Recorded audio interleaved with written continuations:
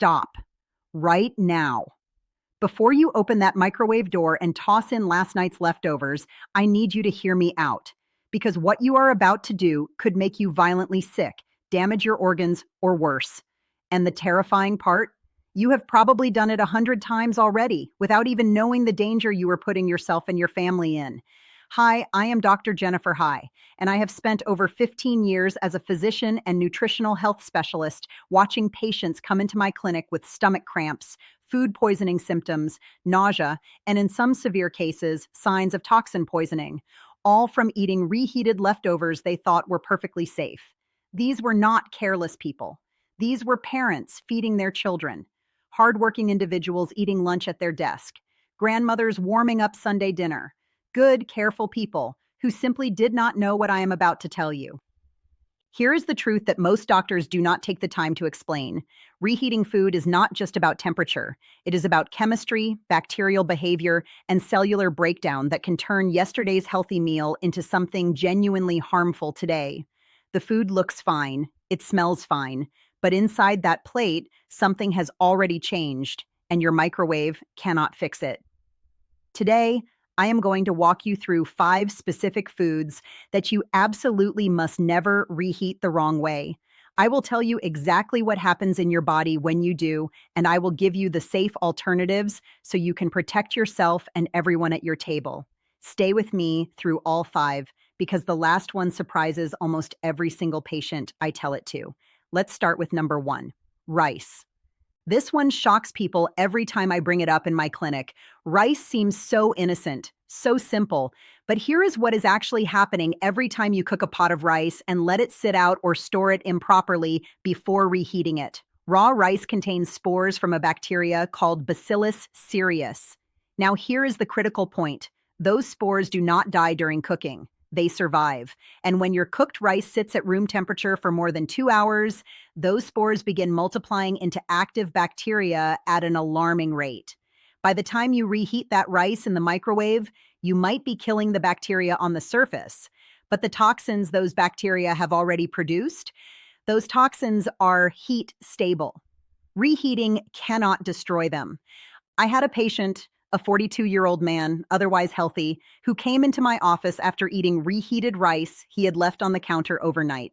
He had severe vomiting and diarrhea for over 24 hours. His wife had eaten something different for dinner and was completely fine. The rice looked perfect, smelled perfect. It was the toxins doing the damage. The safe way to handle rice: cool it quickly after cooking, refrigerate it within 1 hour, and when you reheat it, make sure every part of it reaches a steaming hot temperature throughout, not just warm in the middle. And never, ever leave cooked rice sitting at room temperature for extended periods.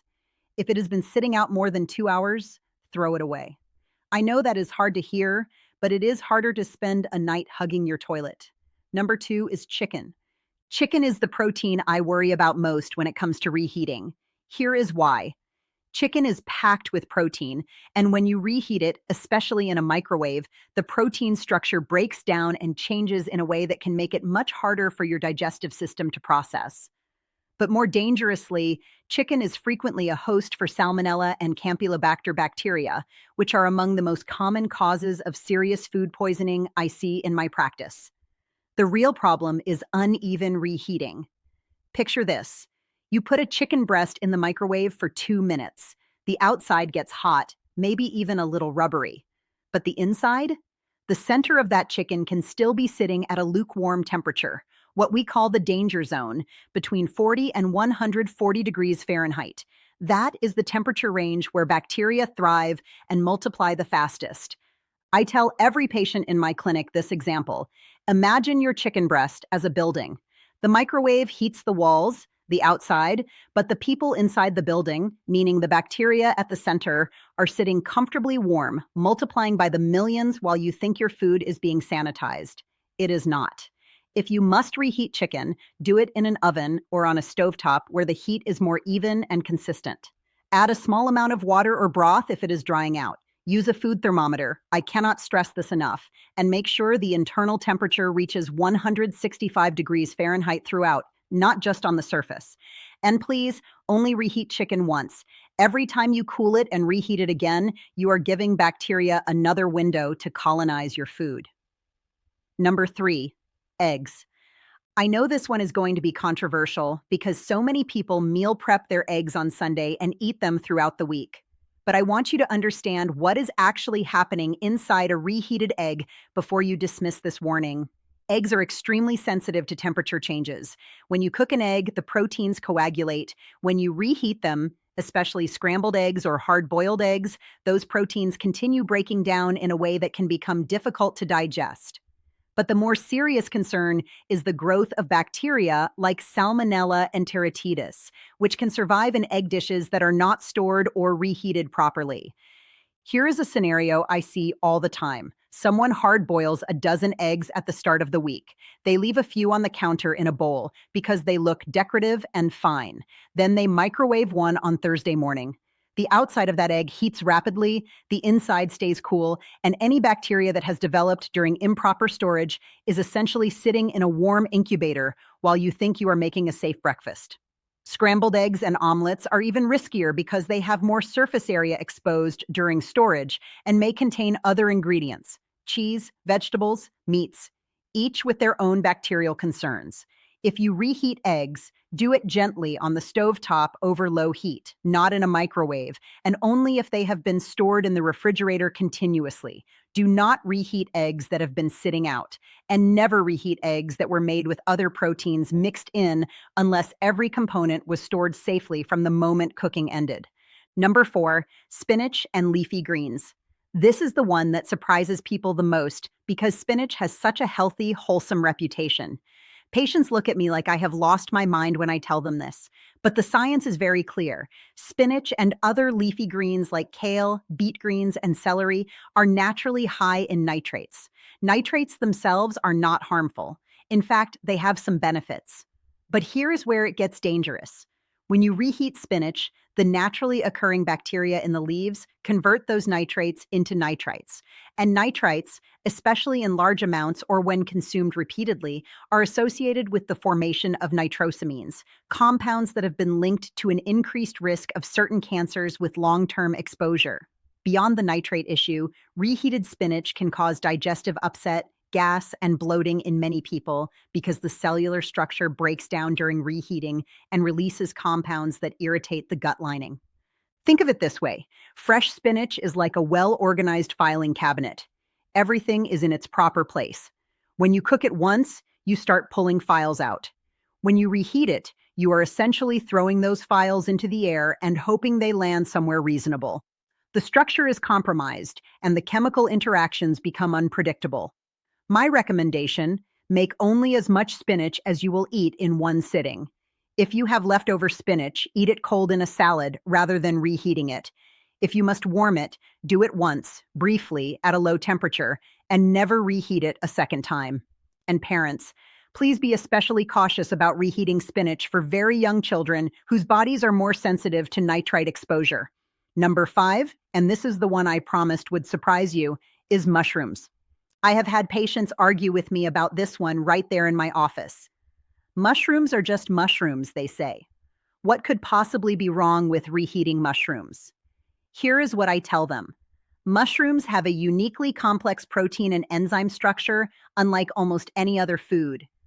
When you cook mushrooms and then allow them to cool, those proteins begin to break down rapidly due to enzymatic activity.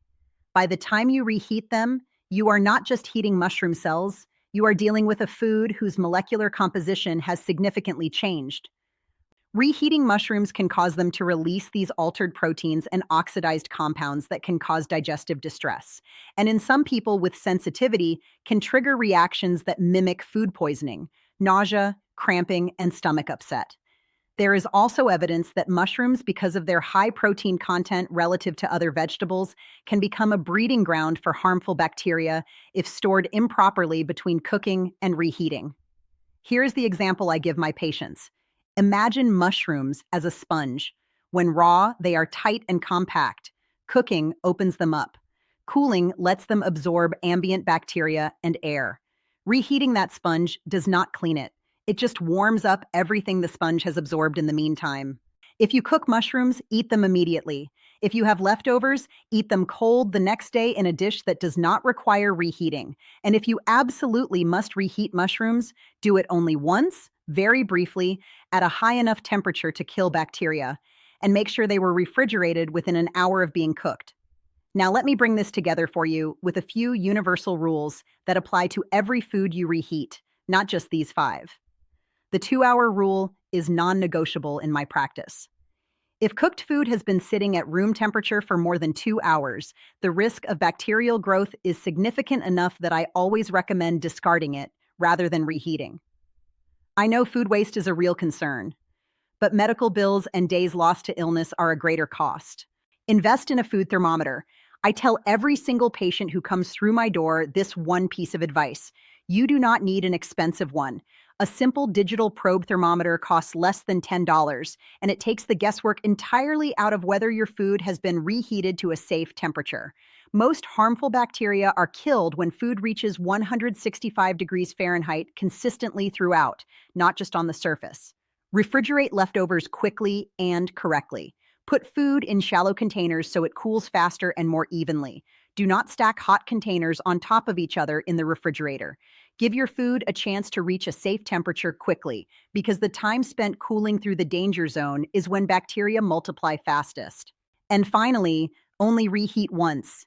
Every cycle of cooling and reheating is another opportunity for bacterial growth and chemical change.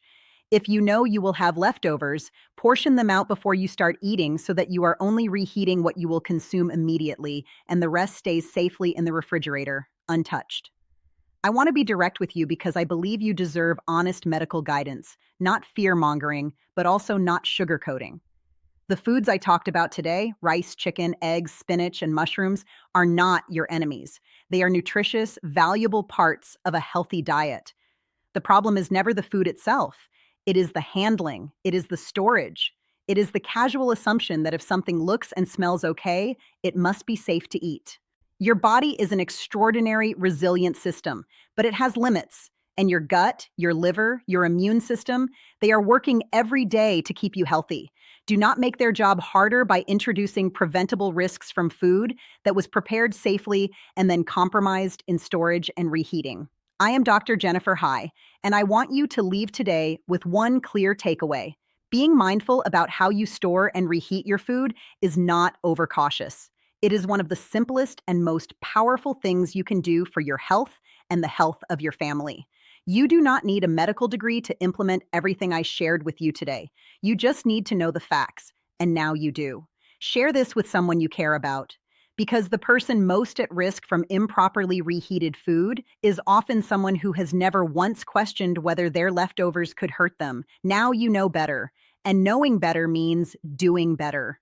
Take care of yourself, take care of each other, and I will see you in the next one.